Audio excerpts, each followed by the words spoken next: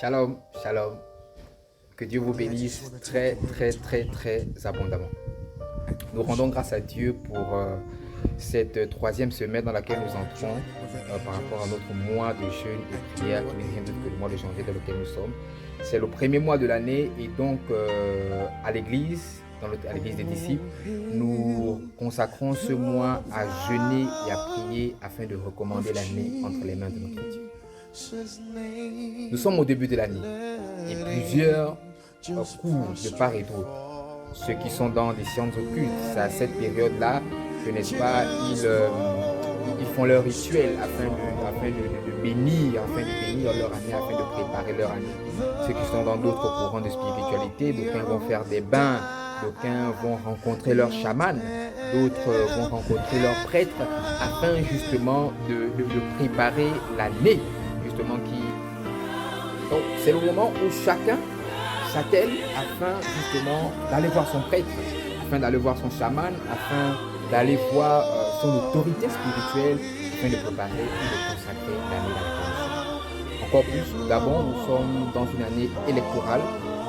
Les échéances politiques sont prévues pour août de cette année et plusieurs hommes politiques, n'est-ce pas, vont de part et d'autre afin justement de préparer ces échéances électorales.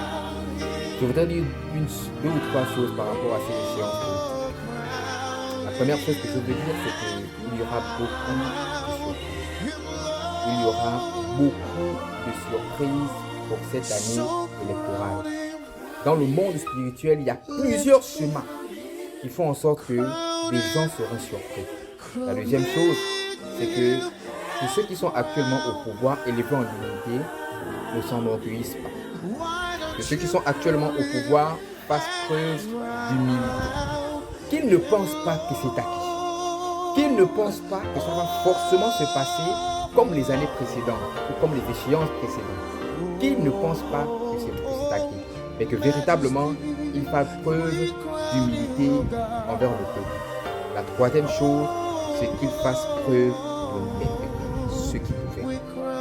Faites preuve d'honnêteté envers le peuple, envers la nation du Gabon, parce que c'est Dieu qui vous a mis à l'endroit où vous êtes. C'est Dieu qui vous a élevé en dignité. C'est par la main de Dieu que vous dirigez, que vous avez l'autorité, que vous avez le pouvoir. Faites preuve d'honnêteté. Et encore une fois, rien n'est acquis pour cette science politique. Il va y avoir beaucoup de surprises. Que ce soit dans le camp de ceux qui gouvernent, que ce soit ceux qui vont se positionner, il y aura des surprises.